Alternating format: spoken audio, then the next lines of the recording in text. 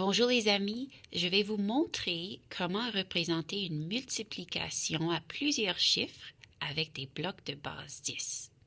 C'est important d'être capable de visualiser dans la tête ce qu'une multiplication représente. Donc, allons-y. Je vais prendre 372 fois 4. Okay? Il faut que je calcule le produit de 4 groupes de 372.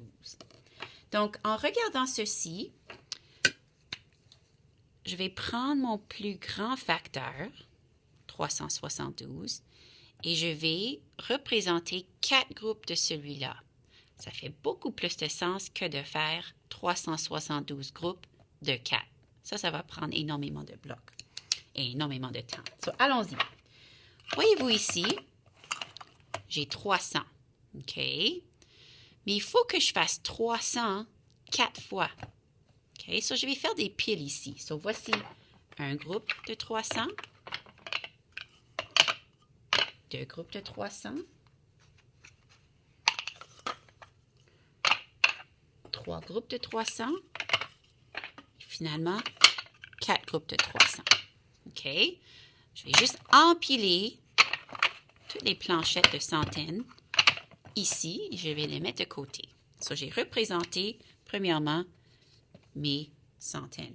Maintenant, je vais représenter 4 groupes de 70. 70, bien sûr, est représenté par des réglettes de dizaines. OK. Ça, je peux compter par 2, si tu veux.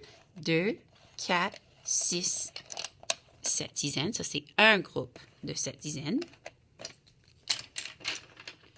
2, 4, 6 et 7. Et voici 2 groupes de 70. Maintenant, il me faut troisième et ensuite un quatrième groupe. 2, 4, 6 et 7. Un autre groupe de 70 ou 7 dizaines. Et finalement,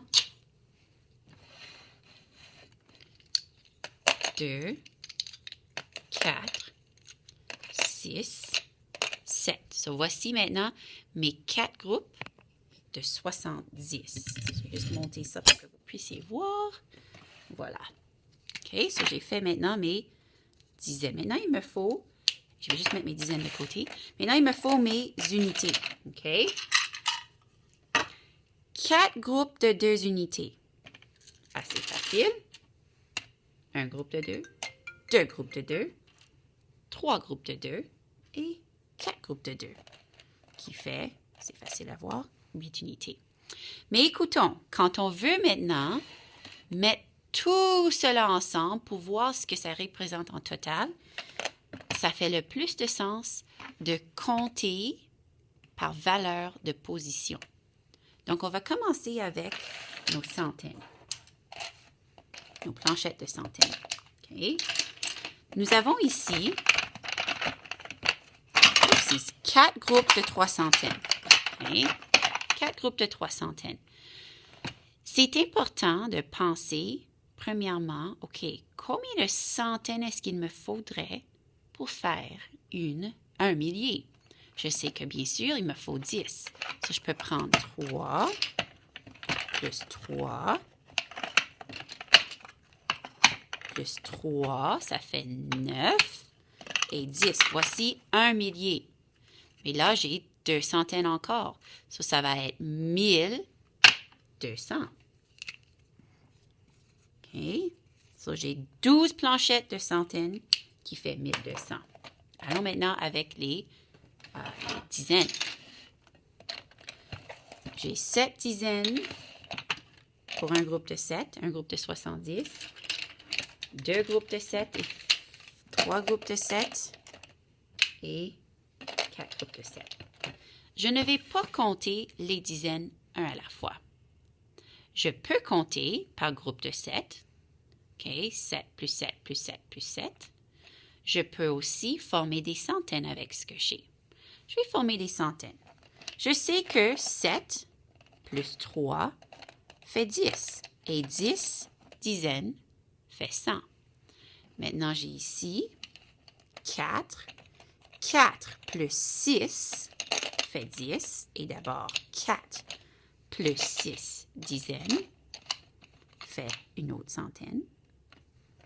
Là, il me reste ici mes 7 dizaines plus une autre dizaine. So, j'ai 100, 200, 80. OK?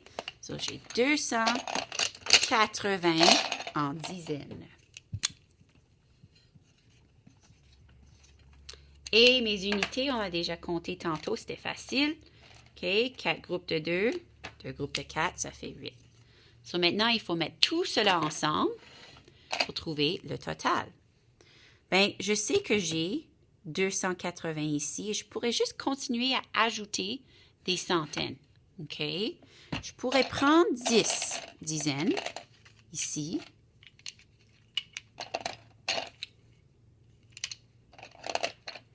OK, pour une centaine. 1300.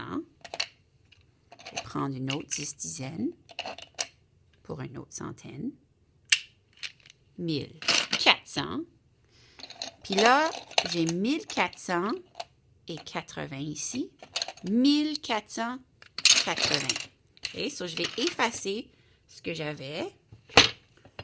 Ici, j'ai 1480 maintenant. 1480.